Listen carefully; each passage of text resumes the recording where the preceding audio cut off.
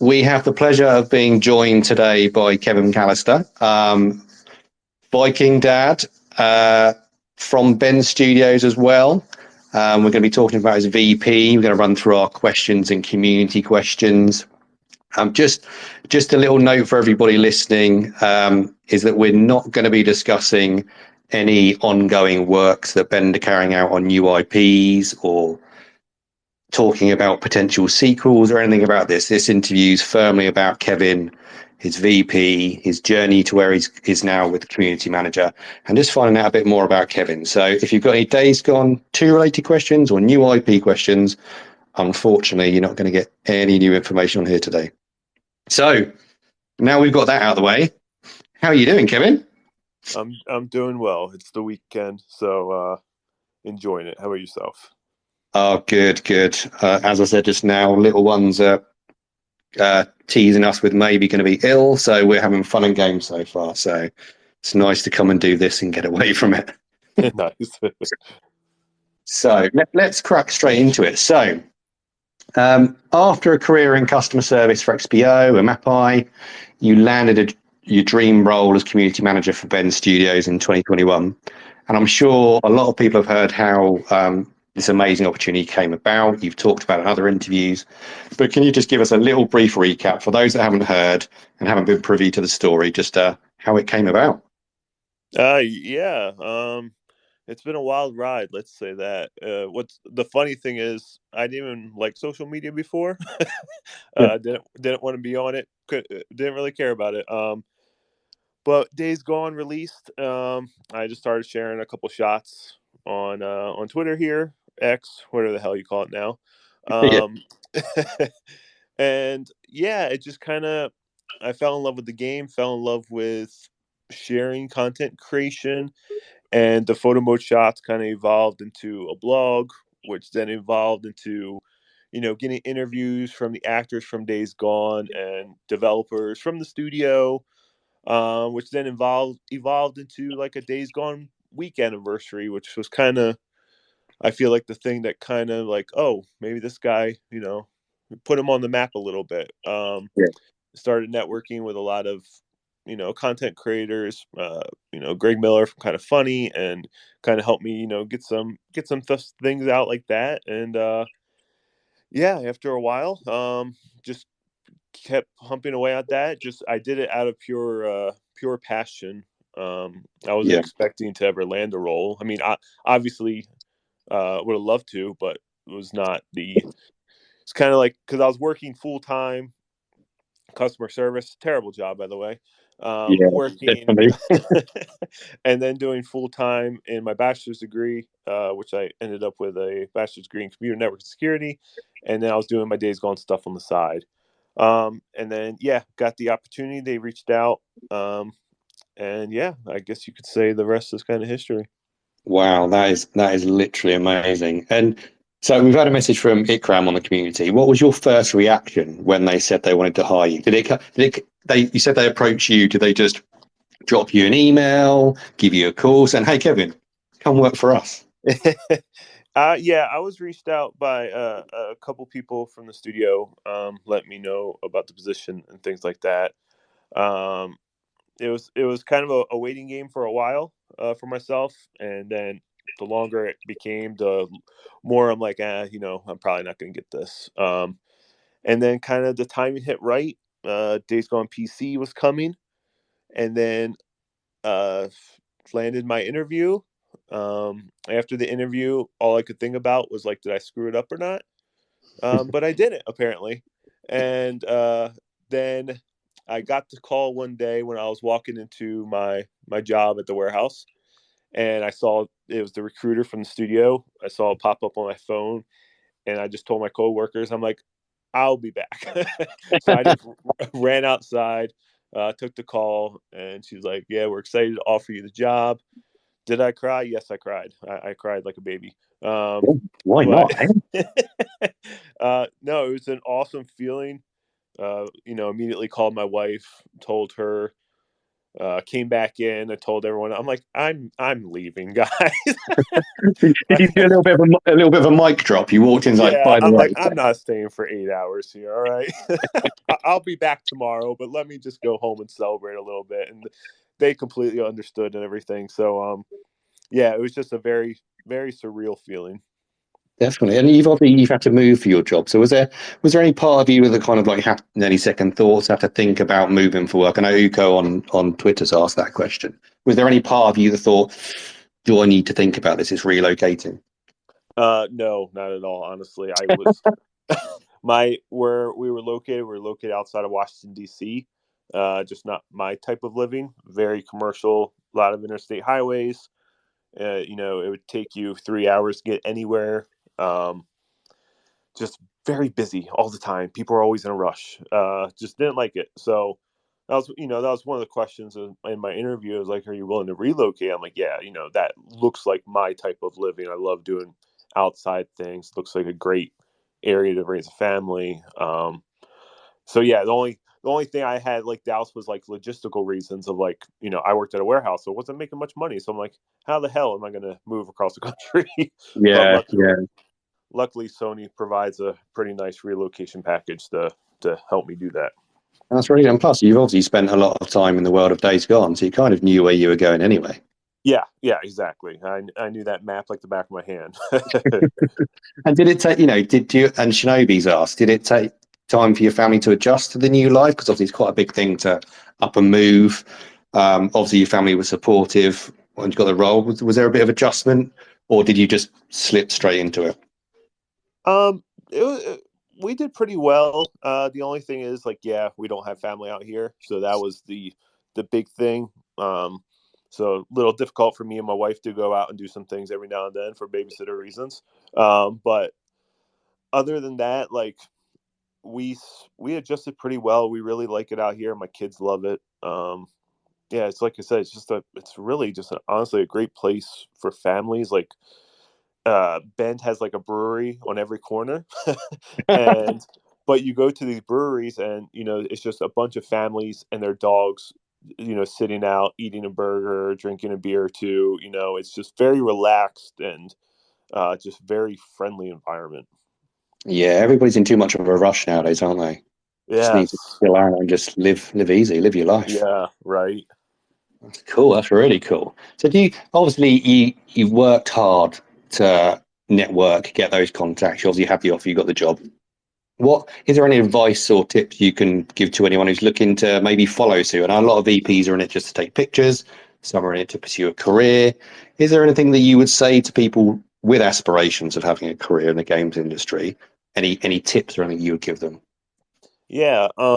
Definitely figure out what you want to do in the industry. There's sometimes we were at GDC in March, and there's a lot of aspiring students that wanted to get into the industry, but they didn't really know what they wanted to get into the industry. Like they want to get into the game industry, right? But that was really about it. Um, Kind of narrow it down. Like, do you want to do design? Do you want to do programming? Do you want to do animation or community? Right?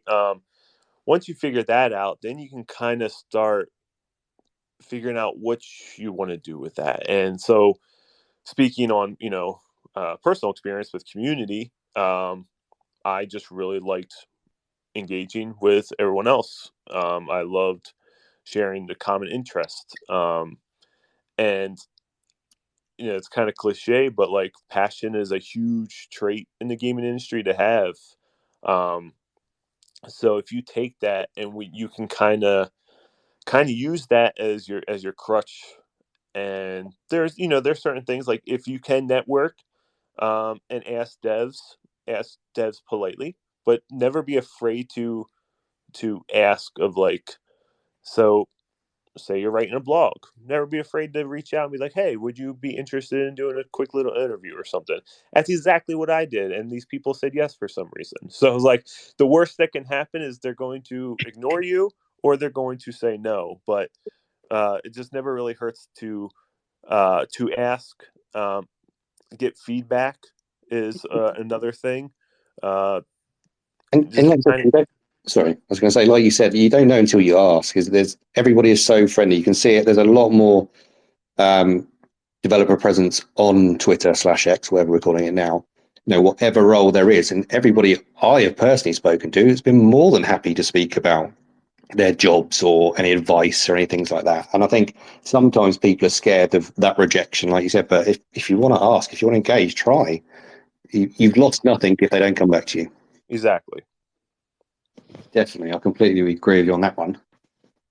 So Bran asked that question on Twitter as well. So you've been in the role now for over 2 years. Can you tell us a little bit more about what the role entails? Obviously, community manager to do with the community surrounding the game. What does that role entail? What's the daily things that a community manager has to do? Yeah. It's definitely been the fastest 2 years of my life. That's for sure. Does not feel like I've been here for over 2 years already. Yeah. So my role, I mean, every studio is different depending on structure, depending on team size. I am the sole community manager at our studio.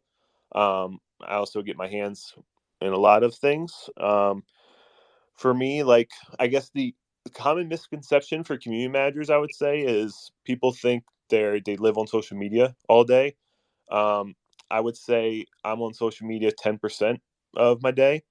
Um, Other things I work with marketing on a bunch of stuff. I work with legal, PR. I've I design graphics. I take photo mode shots for marketing purposes sometimes. And Uh, is that all stuff that you've learned while doing the role, or did you have some experience of those things beforehand? um, a lot of it I've learned over these past 2 years. Like, honestly, year two being at the studio, I am in a so much more comfortable spot than being year one, just because Ben Studio was my first job in the industry, right? And it's a AAA studio and PlayStation studio. It's a little intimidating when I first came in, but I've gotten a lot more comfortable in year two, and you know, just kind of, I guess when you're in it so long and you're doing all these things, you just the experience just really helps. Yeah, exactly. And you got to do some really good things because you've done a live stream Q&A with Sam Whitwer, didn't you? What was your reaction when Yes. you found out you'd be doing that? That was from Uh, Virtual Sports. yes, that was actually that came from me. I was the one that kind of reached out to Sam and like, hey, would you be open to doing this for the Days Gone anniversary? And Sam, being as awesome as he is, he's like, yeah, for sure, let's do it. Um, I mean, every actor I've talked to from Days Gone, when it's Jim Peary, Boozer, Nishi, who played Ricky, they're all just so friendly. It's like it's kind of amazing how friendly they are. And Sam was like no hesitation. He's like, yeah, let's do it. And it was kind of fun fact where we actually had it planned for that February, and then I got COVID, so I had to readjust, and it was a killer because I'm like, Sam, I'm so sorry, I just got COVID. Can we move this? And I'm like, of course. The one time I got him on here, we have to move it, but it all worked out because it lined up with the anniversary and things. And were you a little bit like a little schoolboy when you like met him and met the actors for the first time? So obviously you've played the game, you've interacted with the characters. Yeah, yeah. We jumped on a face call and was talking. I'm like, Kevin, keep it cool, keep it professional, all right? But at the end, be like, hey Sam, just want to know, I love you in Days Gone. Did I say I love you? No, I didn't say that. That'd be creepy. Oh dear. And do you keep in touch with him? Yeah, I've talked to him afterwards. He's also been in a few additional things. Callisto Protocol, one of them. Horizon Forbidden West, Burning Shores, which That uh, was a surprise, wasn't it, that one? didn't see it coming. No. I like the way they tried to disguise him with a moustache as well. Oh, it was fantastic. It's all straight through it. Yep. So it's obviously been a whirlwind for you over the past couple of years. You've achieved a lot. What stands out as your proudest moment or achievement while working for Ben so far? um, that's a good one. I mean, launching Days Gone on PC was just super cool. It was like a almost like a circle of life type thing, right? Like Days Gone is kind of the reason I got noticed and got to Ben Studio, and then being able to be on the team and help launch it on a whole nother platform and opening it up to so many more players in the world was just incredible. So, it's kind of like I got hired and hit the ground running to where it's like, all right, let's focus on the PC launch. So I was getting a ton of photo mode shots ready for marketing, getting a lot of, strategic planning. Okay. Certain beats, when's the pre-orders or the wish list happening, getting the trailers ready for launch, um, doing things post launch, support, gathering feedback from the community. What maybe is there any PC bugs that we need to focus on? Um, Doing like the Days Gone behind the scenes video series that we tied into post launch of the PC launch. So it's like that was kind of the main highlight. And then later on, it was patched in, and I got into the credits, which was super cool.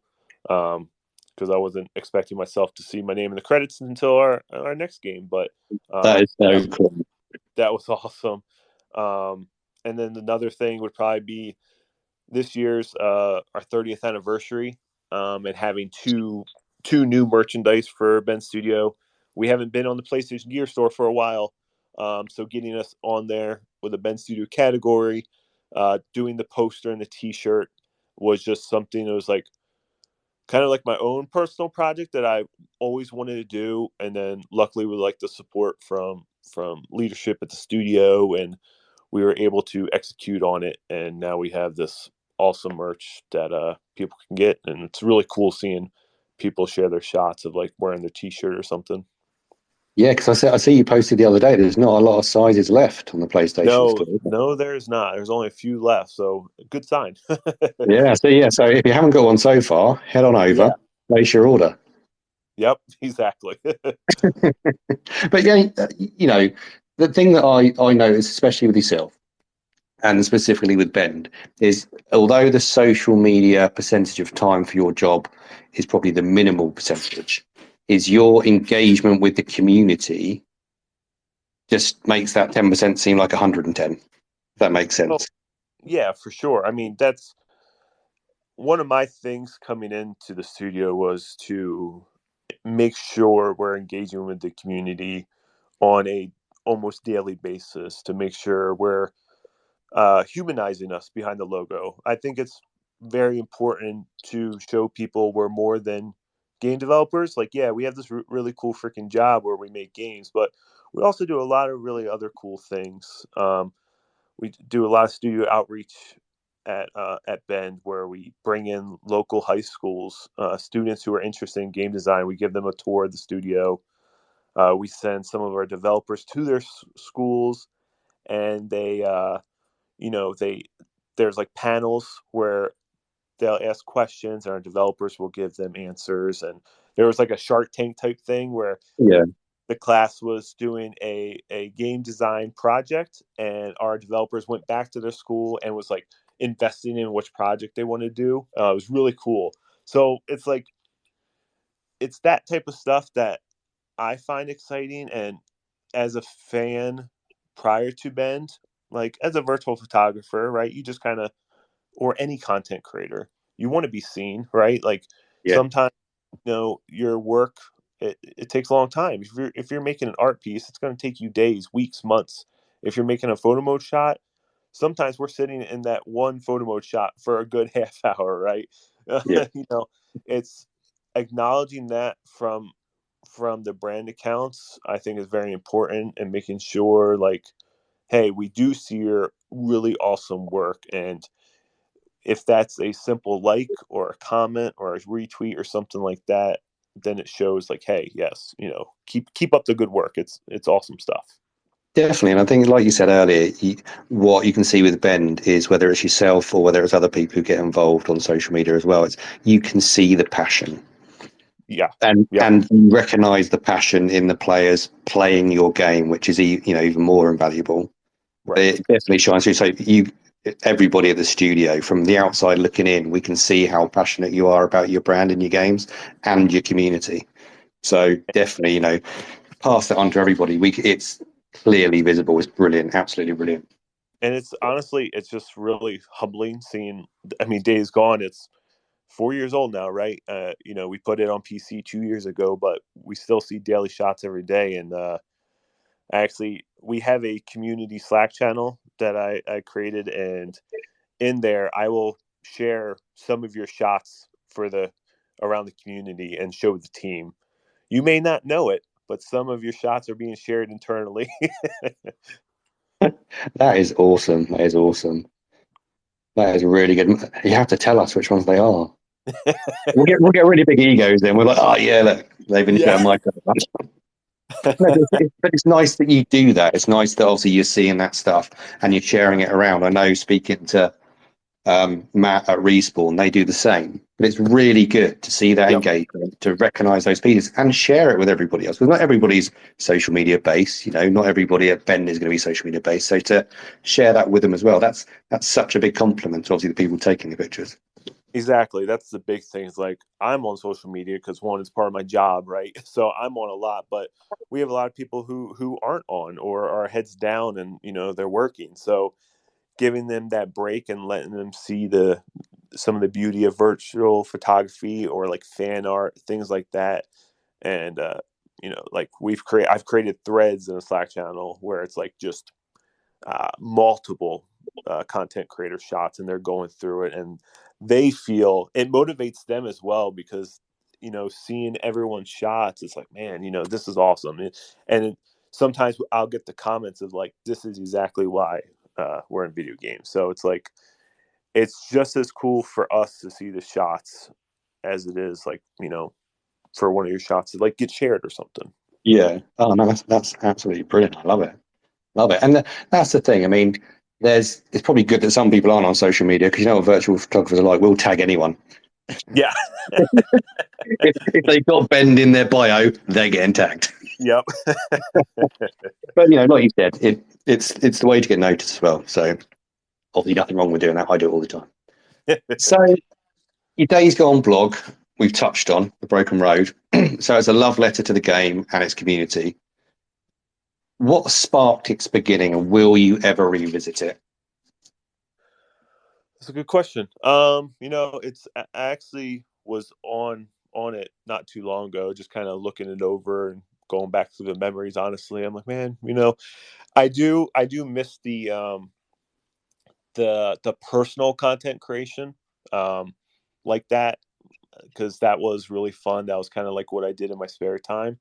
But now, obviously, like everything's just focused on the studio and work at my job. So it's like, yeah, that definitely took a back seat.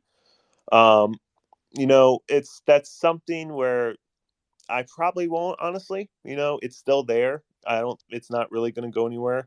For so people can go and look at it and go through all the shots and the fan art and things like that. But yeah, it's like now, it's my job is so many different things at the studio to where once I'm done with that, my content creation personally is more of just like photo mode shots at night, right? Yeah. So it's like, yeah, probably not, because my ideas now is like, yeah, strictly for the studio. Yeah, and it's almost nice to kind of leave it as your legacy, isn't it? That it's what helped you get where you are. You have your passion in it, but to leave it there for everybody to look at. 'Cause you know what Yeah, it's like. Sometimes people revisit stuff, rehash it, and it's not the same. It's never going to be the same. So it's almost sometimes maybe better, like you said, to this is my love letter. This is my love letter to game, and I'm going to leave it there for you to enjoy. yeah, it definitely has some good memories tied into it. That's for sure. So if any listeners haven't checked it out, definitely check out the Broken Road Days Gone blog. Google it, you'll find it straight away. It's well worth a look, definitely. So Aaron from Twitter has asked, because you ran another account as well by the looks of it. So do you miss running the Going Viking account and the work you did with the AC First Civ team? Yeah, I do actually. Like I said, like I do miss that part of the personal content creation. Um, I did have so it was actually a Twitter page I started before I started my personal one. It was just about I'm into Viking Age history, as you can, Viking Dad. That's how I came up with the very generic name. Yeah. Um, and at the time, I did create also a little blog for that. It was like I had like book reviews on it, and some articles relating to Viking Age history, but it was never really not too much. I actually did start a podcast too for that. It ran like 3 episodes, but it was fine. Um, and then that kind of transitioned into Assassin's Creed, because when they announced Valhalla, I'm like, oh, this is perfect. I can combine games and Vikings into one. And then I started working with the ones who came before, the big Assassin's Creed fan community page, and we were doing some like virtual photography things and things like that. And yeah, it was nice, like finally kind of deviating from Days Gone and going into another game and sharing my other passion. But the one thing I came out of that, I don't suggest having more than one page. Like, if you want to share multiple things and you're like, you know what, maybe I should create another page, like my tip would be just throw it all on your one page. Make it easy for yourself. People like the diversity. If you want to share all one game and then hey, all of a sudden I want to share another game sometimes, just go ahead and do it. But the 2 pages was like, it was fun, but I'm like, yeah, I definitely wasn't a long term, especially once I got the job, because now I run all Ben Studio social accounts. I can barely keep up with my own. And it starts to feel more like work, doesn't it? If you try and have your finger in too many things and you're trying to juggle it in your spare time and you've got a day job, it does tend to feel like work, and then you tend to lose a bit of that passion. Yeah, like I actually feel bad sometimes because I'm not as active on my personal account. Like I'll post things, but like I kind of post on my personal account and bounce out off. I don't scroll as much as I used to. And to that, like that's why I feel bad, because I was always liking, retweeting uh our fellow virtual photographers and stuff. But now I'm like I said, I run all of Ben's Studio social accounts. So by the time I get to mine, I'm just done scrolling. Or if I am, it's like I'm scrolling and I'm like, okay, I see it, I acknowledge it, I see what awesome content it is. But maybe it's laziness at this point or exhaustion. I'm not sure, but it's like I don't click on the like button. I'm like, Kevin, why? Why aren't you just clicking on the like button? So if you don't see me active or liking your things, I do see it. It's just I've gotten to the point now where it's just so many social platforms, I can barely keep up with my one own. But it is true though. There's so many, especially how much the VP community's grown. There's so many, VPs. There's so much on the feed, so much to see, and you can. I know you can put lists together on Twitter or X or whatever it's called. But I've got a list of people I want to check in on daily, but Yep. I never go off of the main feed because there's Yeah. just so much on there, and it does take so much time. But like you said, I think people shouldn't take it personally, whether it's yourself, whether it's anybody else. If you're posting what you love, it doesn't matter if it gets 5 likes, 100 likes. People are seeing it, and you love it. It doesn't matter, does it? Exactly. Exactly. So another interesting bit then. So this one's come from our TPM editor in chief, Jack. He's good with these questions. So he said a few years ago you shared a side by side comparison of locations in Days Gone and their real life counterparts. What was it like seeing those locations in real life, and would it be something you think of doing again with different locations from the game? And it kind of ties in with a question from Eric Leon Allen from Twitter saying, what is the coolest place you've hiked to that you've visited in Days Gone? Yeah. Oh, hi, Jack and Eric. Um, yeah, that was really cool. That was like the first time I saw like an immediate location that came to mind playing the game, right? Like it's on your way to Crater Lake and you go through the town of Tumult, which in Days Gone, you fight a horde at Tumult. And that same place is almost identical to the real life counterpart. It's got the yellow eat sign on the convenience store. It's got the Burger Mart. I would not suggest going to the Burger Mart. It looks kind of sketchy. Maybe they have awesome burgers, but I'm not stepping in there. They have the train, they have the train tracks behind it, and it's just like there's a hotel at the end. It was just like, man, this is crazy.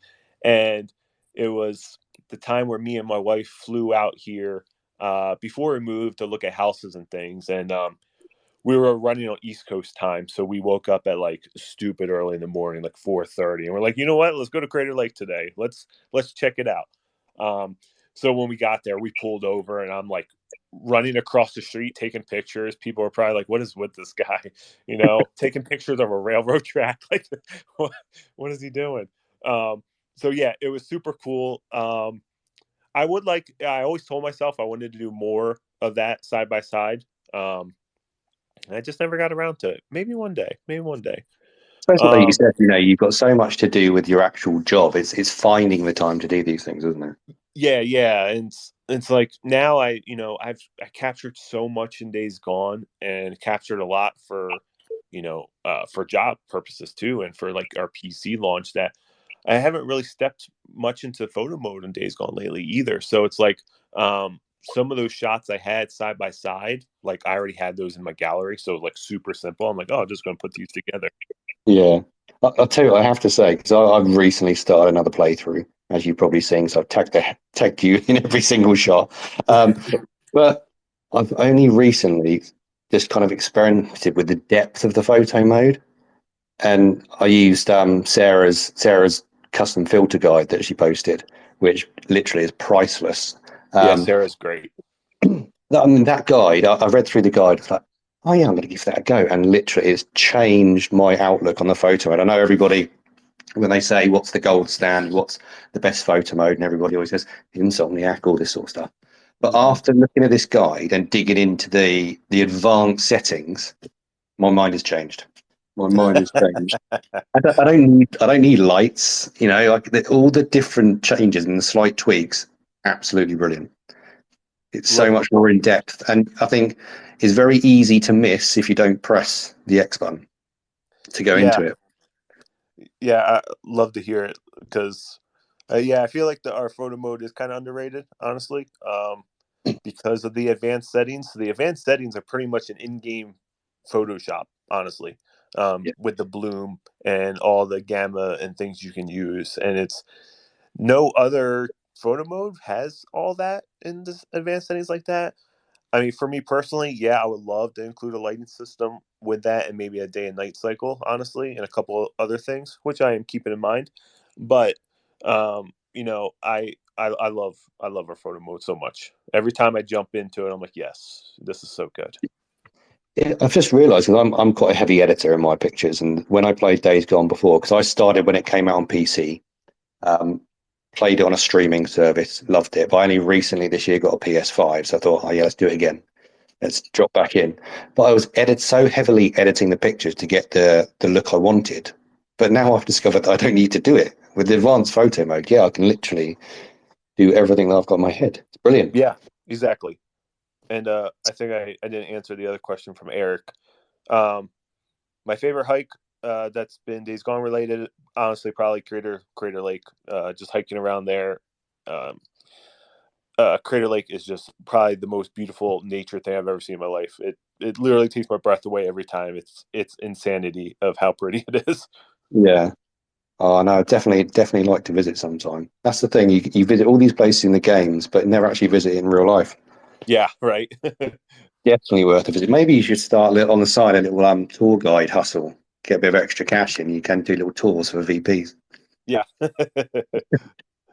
Um, so besides Days Gone, we obviously know you love Days Gone. You work for Bend, who obviously made Days Gone. But what other games do you enjoy capturing the most? I really enjoy capturing Red Dead Redemption 2. I felt like I got in the rhythm of figuring out that photo mode, and I was really just enjoying capturing these moody cinematic shots from Red Dead. Um, Horizon Forbidden West, just because the game is just so damn beautiful, it doesn't even make sense. It's crazy, isn't it? Crazy. uh, right now, I'm doing a ton of Spider-Man. I have very much. I've learned about myself the past few years. I have ADHD, and I get hyper fixated on things. So if all of a sudden you start seeing like the same game constantly on my feed, that's my next obsession. So right now it's Spider Man. I'm reading the comics. We're watching movies. I'm playing the games. I can't help myself. Um, so like going through Insomniac's photo mode and messing with the lighting system, I'm like, oh man, this is so good. So yeah, those Days Gone, Horizon, Red Dead, Spider Man. Um, I can't really recall what else I've taken pictures of the past year or so, but those The, ones immediately the come to Witcher. my mind. You've Oh, done across your yeah, Witcher. Loving your damn Witcher it, shot. The Witcher, yeah. And them adding photo mode in next gen was the greatest thing ever. I was so excited, and yeah, I took so many pictures. I still have so many pictures I haven't even shared. But like, yeah, that one was so much fun. It was so good, and hopefully now that they've got photo mode in the new From Software game, I'm hoping they then do an update on Elden Ring like they did with The Witcher and just add the photo mode. Yes, I would Oh, love to have a photo mode in Elden Ring. That's for sure. oh, definitely. So if anybody from Software listens to this at any point, please put your photo mode in Elden Ring. You had it here. Photo Um, mode needs to be in every game. Just saying. exactly. The thing is, though, I've got into a very big rhythm of only playing games that had photo mode. Yep. If it didn't have a photo mode, I wouldn't be interested in it and I wouldn't play it. But I think sometimes playing a game that doesn't have a photo mode is a really good like break or detox that you It sometimes don't is. really need. So Yeah. yeah, definitely. I don't do it very often, but occasionally I will.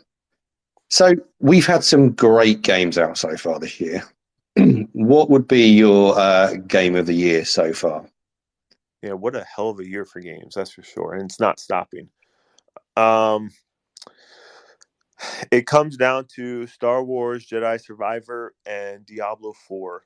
Um, Diablo 4 was very unexpected for me. I was not planning to buy the game at all. Never played a Diablo. And then right before launch, I was just I was getting super intrigued. And I know for myself, I'm like, if I'm that interested, I need to get it. And it started talking to people around the studio, and they were super excited for it. And I've never played an ARPG style. I'm like, you know what? I'm gonna give this a go. And I'm so glad I did. This is why you should always try new things, because I put so many hours into that damn game now, and it's been so much fun.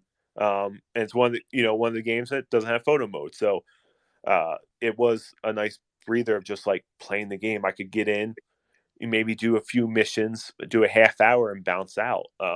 Or at nights I'm staying up till 2 o'clock in the morning because Diablo gives you so many nice breadcrumbs. It's like, oh, just got to do one more thing. Yeah. Um, so yeah, between those two, those have been my favorites this year. And then I'm just gonna put Spider-Man 2 up there now. I haven't even played the game yet, but it's gonna be there. Oh, it's going to be a busy October. Busy Yes, October. So when you do your virtual photography, are you a spontaneous virtual photographer or do you plan what you're going to take? I used to plan before I joined the studio with like my days gone photos. I always had like an idea, but now it's just spontaneous.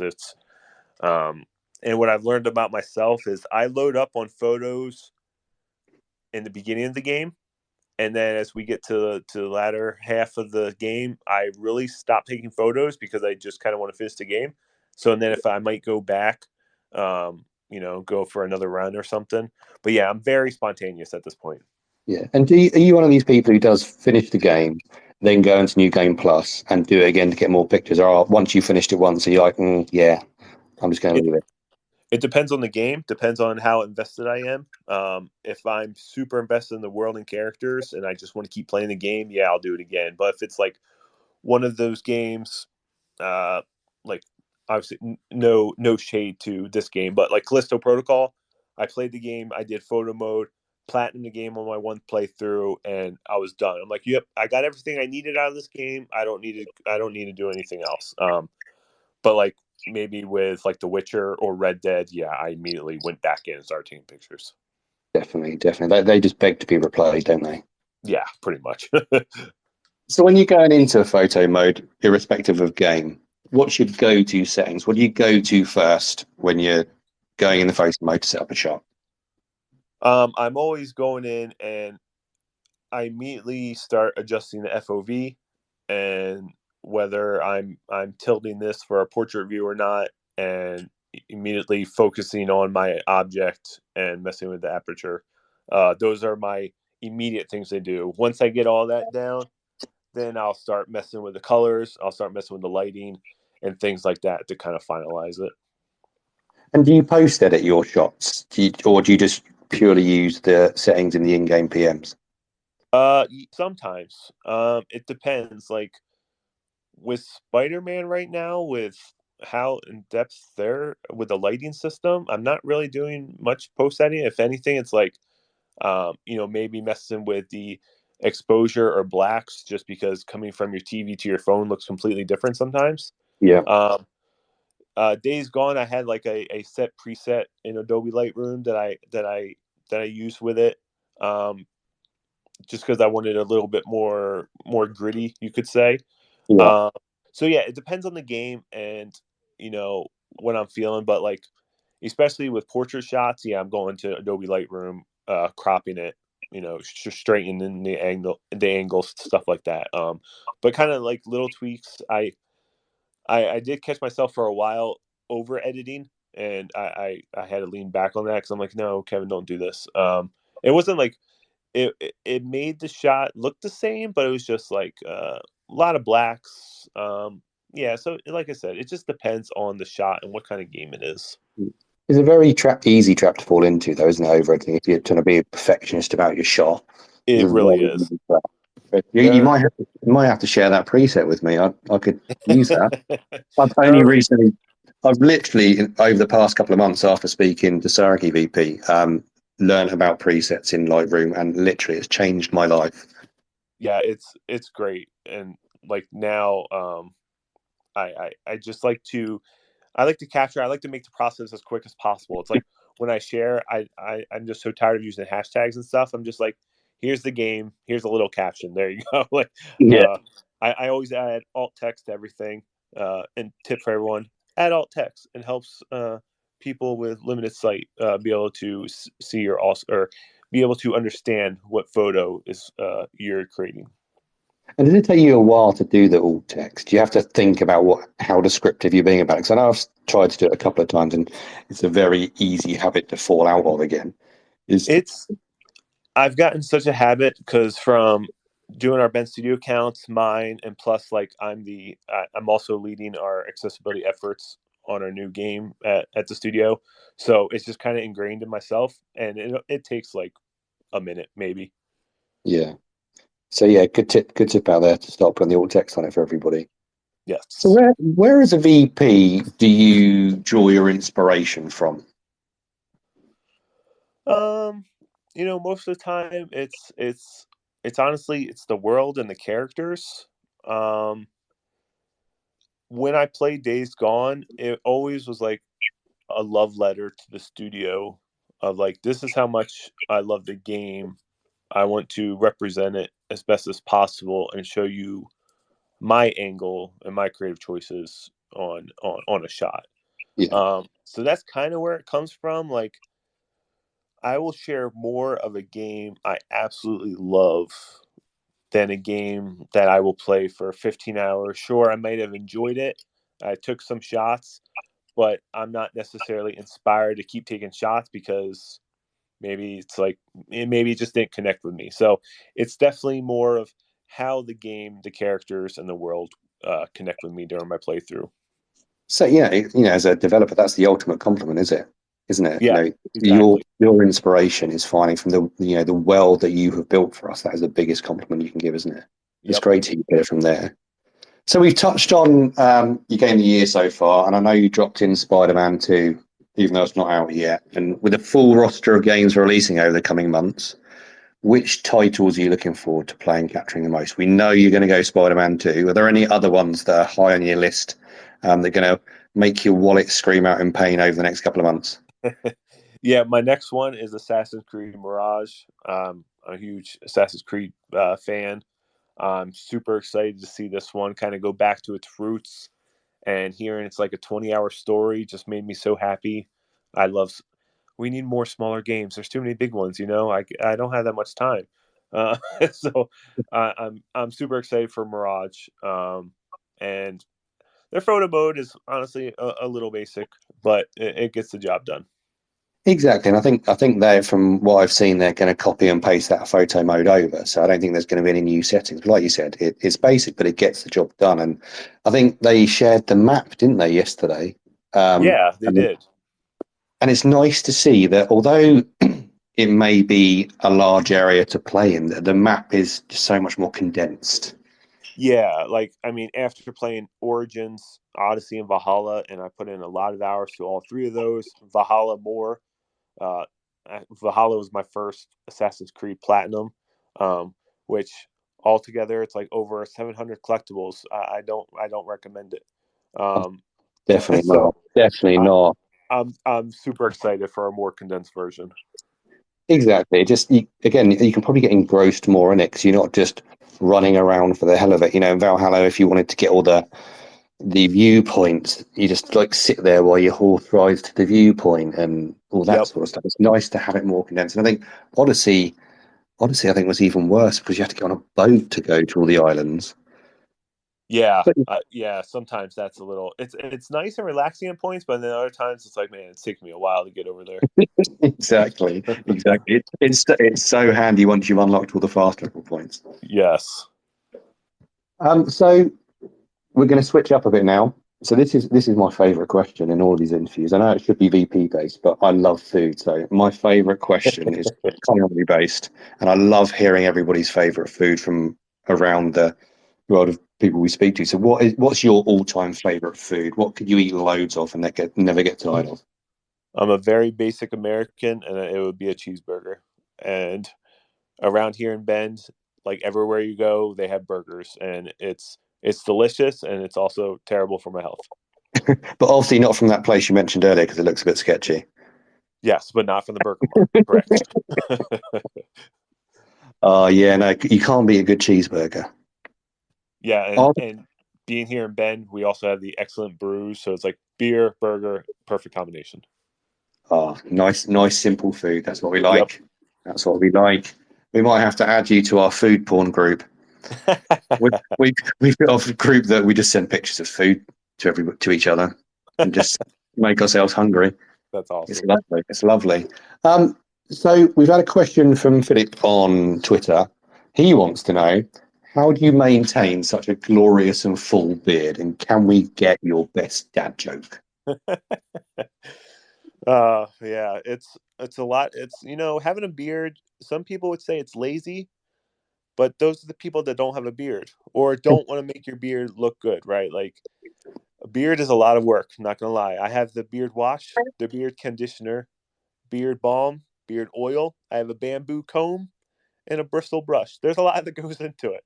Then you gotta shave and line up the lines and stuff. So it's taken all that, doing that a lot, and yeah, it's a lot of brushing to get it nice and smooth. But It, it is a good beard.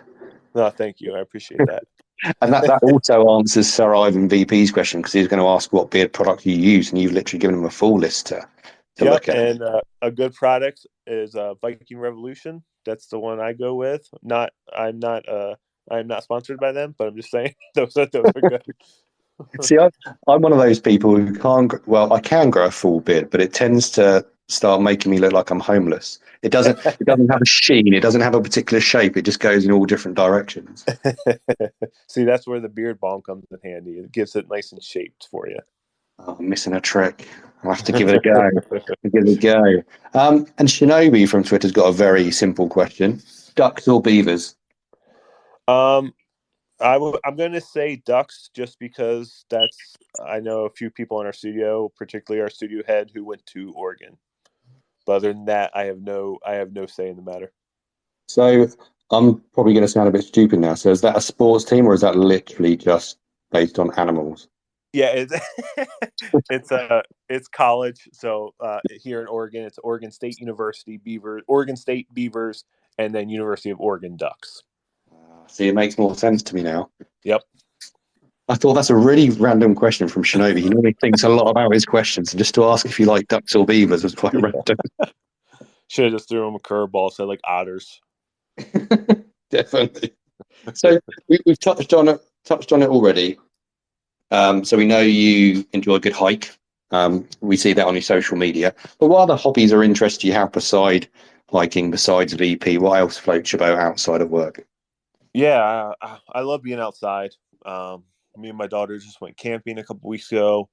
Pretty much anything outdoors, I am in.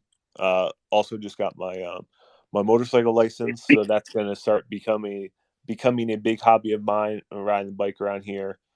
Um, and then yeah, other than that, it's just honestly just spending time with my family, playing with my kids. And then yeah, video games and outdoor stuff is kind of my go-tos. Definitely. And it's hard being a dad gamer, isn't it? Because you get no It, time. yeah, it is, and that's why I sacrifice sleep and I stay up too late because everyone's sleeping, so I can game. Oh, see, my wife makes me feel guilty if I say, "I'll tell you, you go to sleep. I'm just going to carry on playing this." She's like, "Oh, so you don't want to come to bed yet?" She makes me feel guilty. She clearly rules the roost in our house. I get that. But that kind of ties into about your motorbike licensing with Uko's question from Twitter. He's saying, "How much do you feel, or will you feel like Deke when traveling around the Cascade Mountains on your bike?" You know, playing Days Gone now being in Oregon is like a whole another level of immersion. Like when you're playing Days Gone and you're seeing the mountains that I literally just drove by to get to the studio is wild. So when I'm out in nature and we're hiking, or specifically when I'm going through some of the many caves we have here, Days Gone is literally on their mind constantly. It's just like it's just ingrained. It's like, oh, this is I know the spot. It's in Days Gone, or a similar spot in Days Gone, or like I said, anytime you enter a cave, that's all I think about. Is like there's a horde waiting for me right here. I'm scared of caves. I went into a cave last night on my playthrough. I think it was below. Is it Breakneck Ambush Camp? I can't remember which one it is. But there's a cave underneath, and yeah, the horde came running out, and I literally ran in the other direction. Yeah, that's wise. I haven't managed to kill a horde yet, so that's on my tick list. Nice. You'll get there. I will eventually. So I want to know a little bit more about your media tastes as well. So we obviously talked about games. What's your all-time favorite music album? What's your favorite movie? You know, I've been thinking about this, and my taste in things change so much, and depending on my mood, will just drastically change.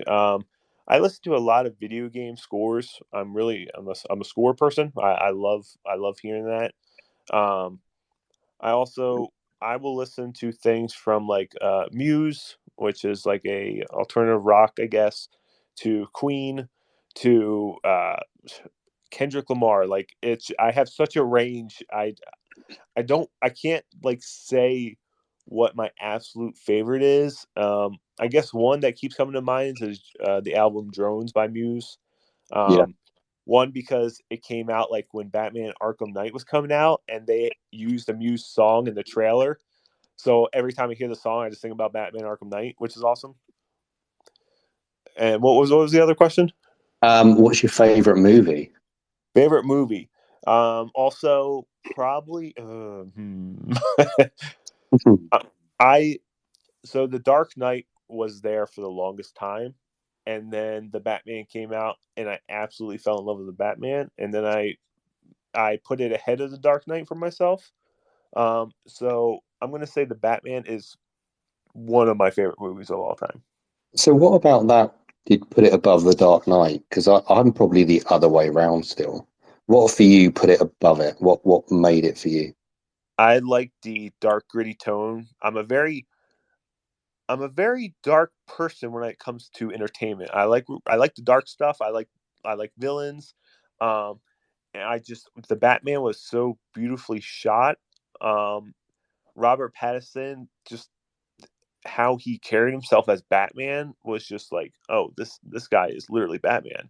Um, the kind of like the suit, the moody Gotham. It really felt like the comic book, almost like the Batman Arkham, honestly, style Batman. So yeah, it's more like the tone and the grittiness of it. I have to say, Robert Pattinson was a surprise. I wasn't Yeah, sure going into the movie, but he did play it really well. same. Definitely. So I'm just going to put a little announcement there. So anybody who's listening live, we've got a couple more questions. Then we're going to go to live listeners if anybody's got a question they want to ask to Kevin live. So if you do, put in a speak request, and then we'll come to you in a couple of questions time. So we've had a lot of discussion in our interviews about the game that is social media. We've touched on it a little bit here. So being that your job as a community manager is not very socially focused because we've established this a small percentage, but do you employ any tips or tricks? I'll say that again. Do you employ any tips or tricks when you post, certain times of day, certain hashtags, media content? Do you structure it or is it just random? Like, so you're saying for virtual photographers to Um, post? Probably both. So probably from say a VP perspective and also from Ben's perspective. So Okay. I'm guessing from Ben, there's more of a plan around what's posted on social media. Then for your personal account, it's probably a different Yeah. way. Yeah. From the Ben perspective, you may have noticed where like last year, no, well, yeah, last year it was more minimal sharing of Days Gone shots compared to the year before, because the year before was a lot of uh, things around Days Gone PC launch. Um, Now this year, since it's our 30th anniversary, able to capitalize on that some more and able to share a lot more Days Gone shots. What we're doing this year is, players are able to put the hashtag Ben30 to celebrate the anniversary, and I'm using that a lot for content creation and going through that specific hashtag to see. Um, for time of day, from the Ben perspective, it doesn't really matter. Like, I can be on the Ben Studio account in the morning. I can be on at noon. Sometimes I'm on at freaking midnight for some reason. Like, so the timing doesn't really matter. Most of the time, unless Twitter is being dumb, I'm able to catch pretty much everything. Um, and then when you're structuring your shots, things that I'm looking at is like, one, the quality of the shot. Two, is there not this isn't usually said too much like out loud for some reason, but like if there's a clip, like say Deacon St. John is pointing the gun and his finger is going through the trigger for some reason, right? It's a video game. Sometimes that happens. Um, I won't necessarily share that. The rest of the image could be awesome, but I don't want to share something that has a detail that's missing like that. Um, just because it's the perspective of the game. I see this a lot with like Kratos and stuff, where his beard goes straight through his shoulder, um, which, like I said, the rest of the shot could be awesome, but that one detail, it bothers the hell out of me. Not gonna lie, it just it's like when I even personally when I get a shot and I missed it and I see it on my phone where something clipped, I won't share it at all just because like I just don't like it. Um, I'm with you on that. I'm definitely yeah, with you on that. I employ other people I know who are really good at Photoshop to get rid of the clipping for me. yes. And then like sometimes it's I'm looking almost like an ESRB rating where if it's a freaker with its head cut off as like the primarily focused and it could be the greatest shot in the world, unfortunately I'm not going to be able to share that. But if so it also depends on like how much gore and blood is in it, which Days Gone it can be very difficult, trust me. um so it's like little things like that I'll look at, or if it's a new virtual photographer that I'm not accustomed to, I will take a quick peek at your profile, because one, if we're retweeting something, I want to make sure that person has a good reputation. There's no craziness in the bio or in the last week or couple weeks of like some super negative thing, console war stuff. I'm Yeah, not that I won't, and it could be an awesome shot, but we want to keep our community friendly, positive, inclusive. So things like that I will also look at.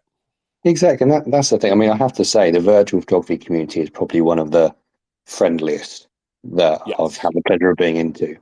But it's really handy to know that because I think, people sometimes get very disheartened if shots aren't retweeted or shared or they don't get noticed by a studio.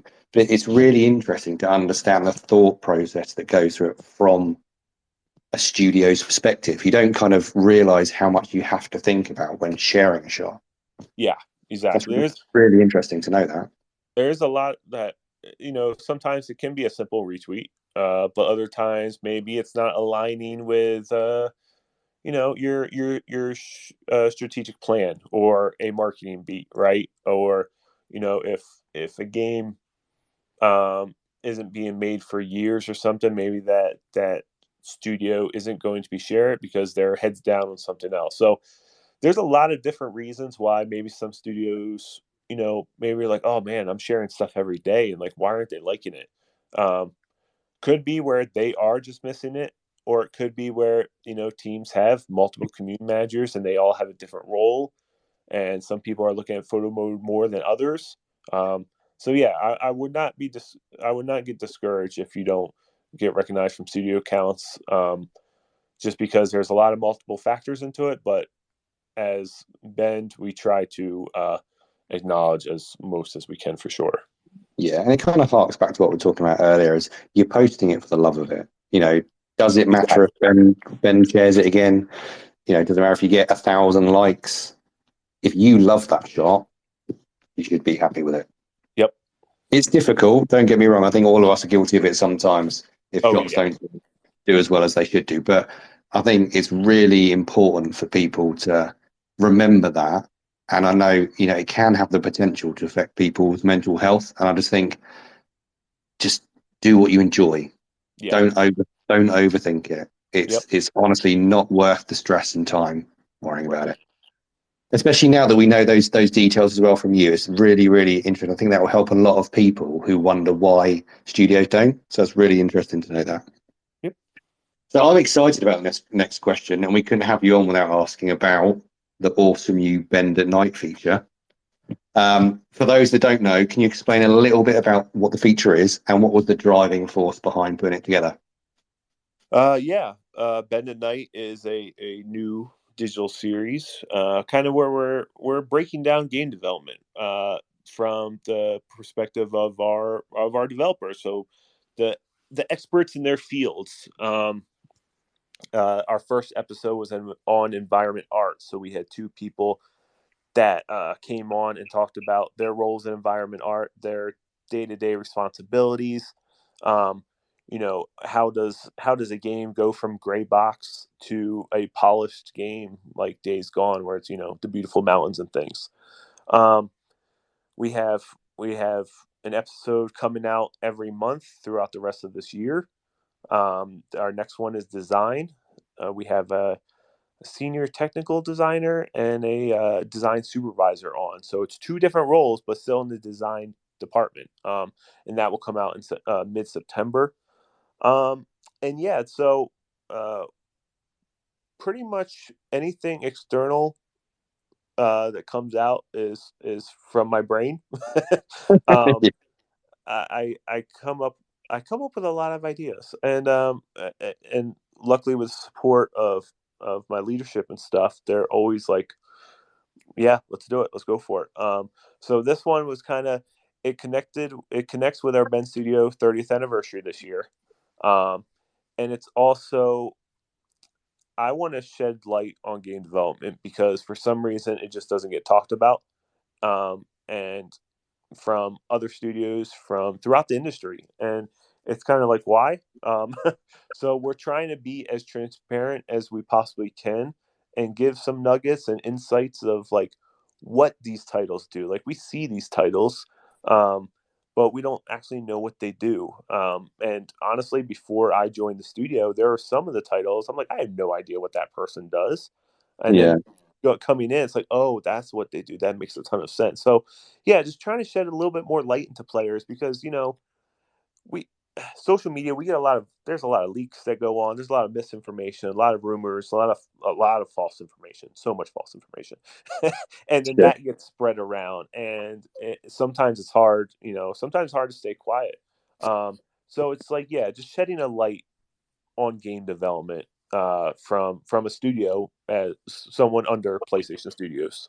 Yeah, no, I found the first episode really interesting, and touching on what we were talking about earlier about people who want to follow into that industry and that kind of thing. It's also a good way to kind of see what each job role is. Is that something you want to get into, and kind of give people direction, but also knowing about what goes into it. We all drive around, whether it's Days Gone or Witcher or Spider-Man, but knowing what actually goes into it and how that's made, I don't think we realise sometimes how much work goes into a game.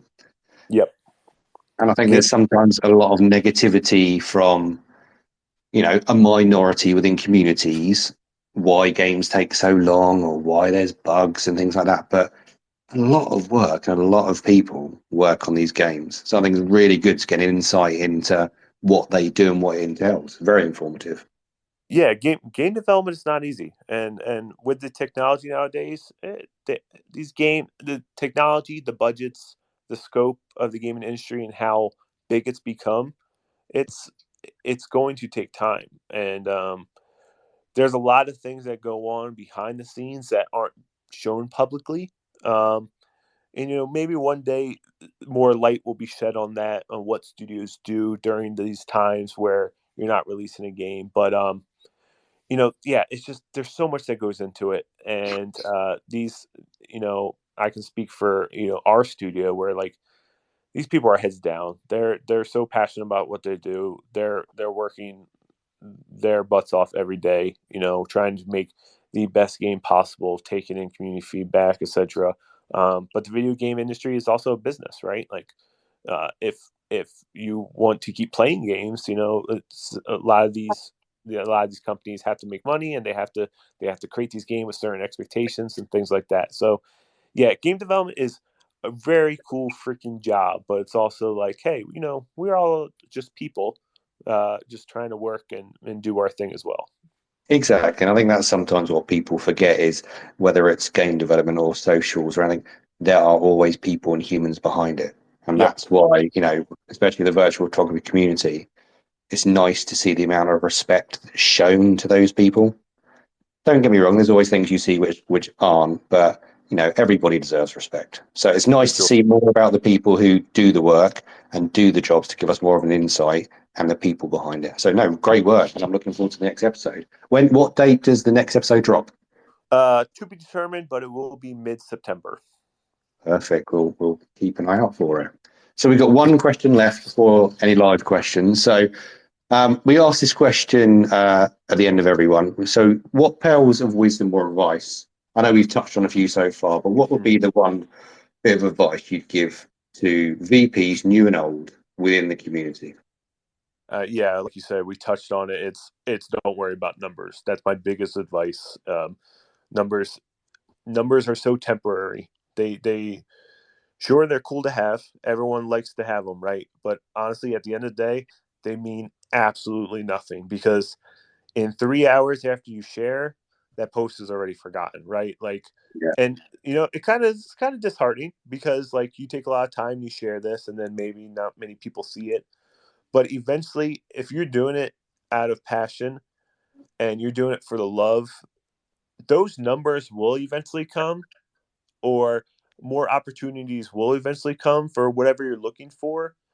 But like I said, at the end of the day, those numbers, honestly, they just don't mean anything. completely agree. And I think there's a very linear theme when we have this question. Everybody says exactly the same thing. Yeah, We and do it because we love it, don't we? That's the thing. yeah, I mean, for example, I got this job, and when I got this job, I think my account was only at like 2,000 followers.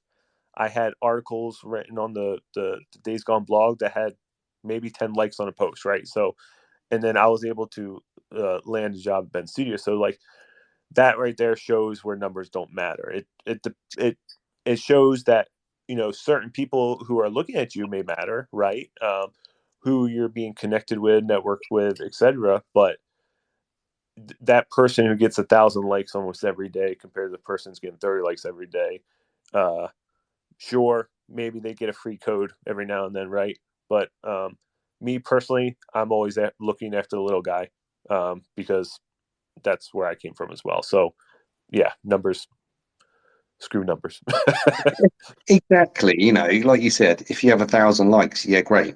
But if you have 10 likes and somebody notices you or it leads to something, what's more? What means more? Yep. No, completely agree with you. And yeah, everybody we've asked that question says exactly the same thing. That's good to hear that you're of the same mind. So now we've got live questions. So if anybody wants to ask a question live, we've got a request come in so far. So we got one from Cynthia. So Cynthia, let me just approve your request. Cynthia, can you hear us?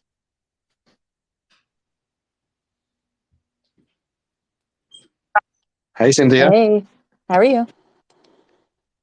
Good, Hi, thank Cynthia. you. Good, thank you. Hi, Kevin.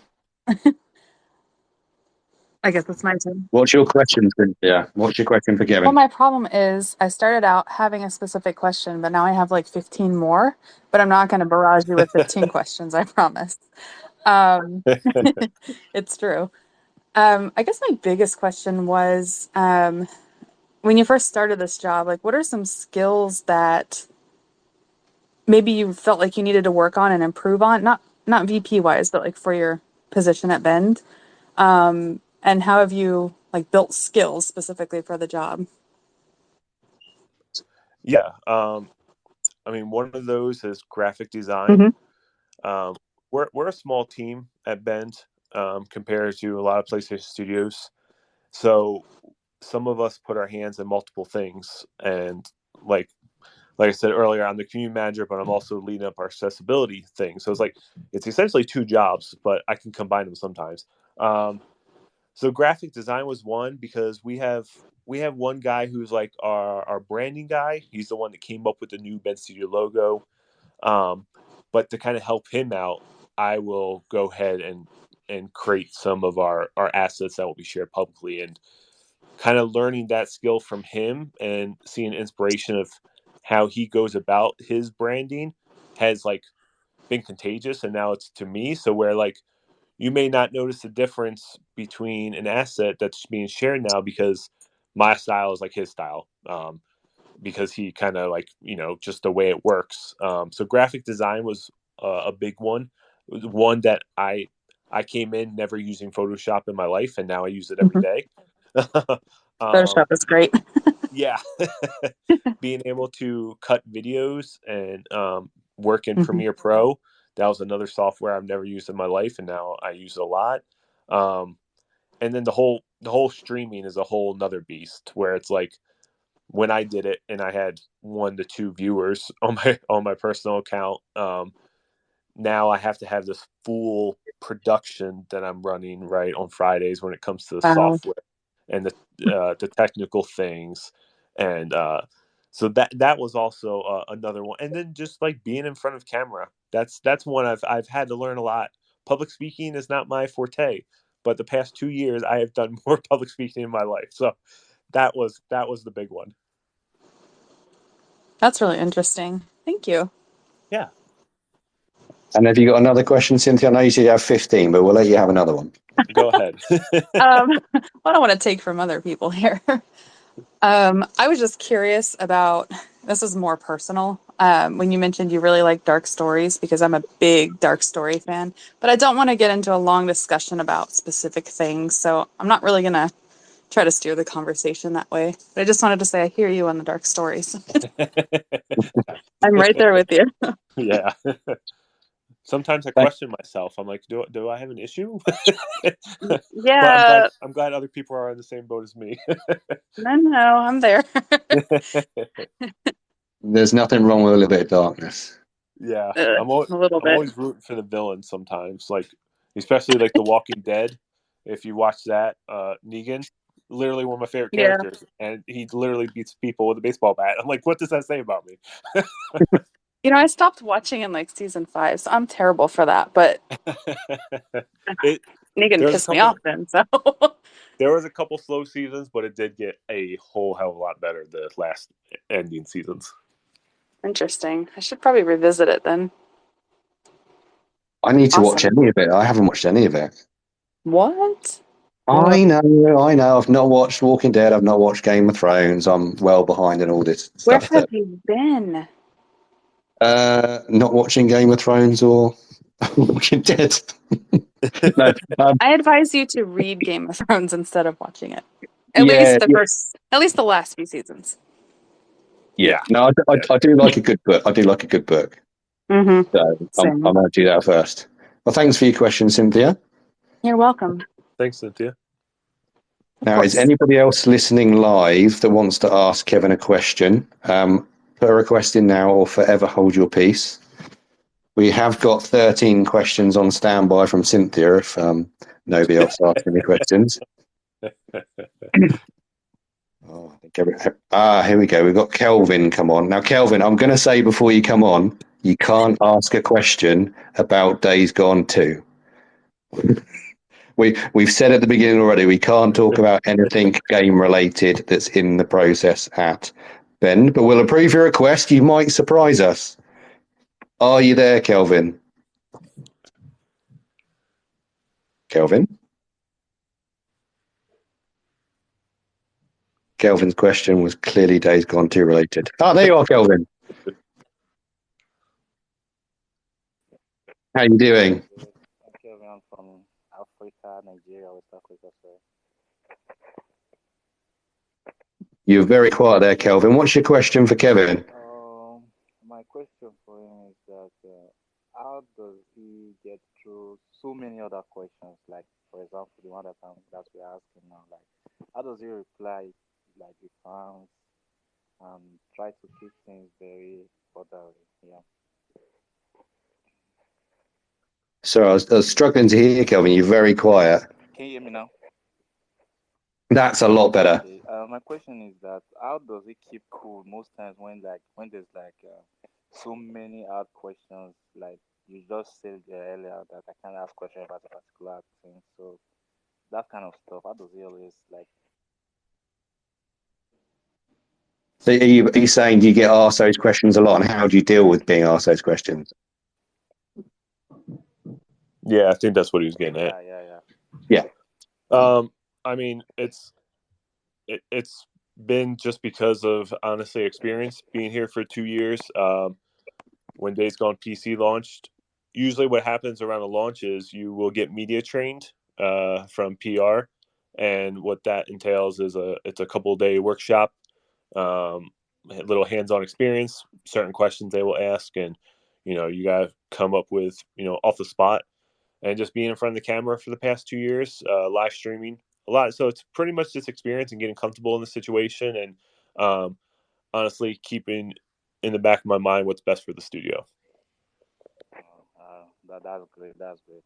Also listening to your voice right now, I think that's also a lesson for others to looking up to, like this, like a kind of standard today. So I'm grateful, and just wanted you guys to know that we love you over there at Best Studio, and can't wait to hear what you guys have for us. Thank you, much appreciated. Thanks, buddy. Thanks for your question, Kelvin. Has anybody else got a question for Kevin? If not, I've got one more that I'm going to sneak in. Anybody else? No? Okay, I'm going to ask my question then, Kevin. So it's more of a favour, really. TPM are going to be mixing it up and doing game-based quizzes on Spaces soon. We're putting an idea together. Would you be able to provide us some Days Gone related questions and answers? Yeah, possibly. Possibly. We'll have a chat. We'll have a chat offline. Yeah, for sure. Definitely. I'll ping you a message. Yeah, we just want to. This season's nearly over. We're going to try something with some game quizzes, get people involved, get people talking to each other, and having a bit of fun. So yeah, nice. I'll drop you a message. See what we can sort out. But if nobody else has got another question, Kevin, it's been great to speak to you. Thank you so much for getting involved. I know you're a busy man, especially with work, and obviously it's the weekend as well. So thanks for joining us. It's been really interesting getting a bit of an insight into obviously yourself, a bit more about the stuff at Bend. But no, it's been really good to speak to you, man. Thank you very much for the opportunity. Yeah, thank you for inviting me on. It was a lot of fun. That's okay, no worries. But you have a good rest of your weekend. Have good fun with your family, and we'll catch up with you again soon. All right, everyone. Stay awesome. You too. Take care. See ya. Bye.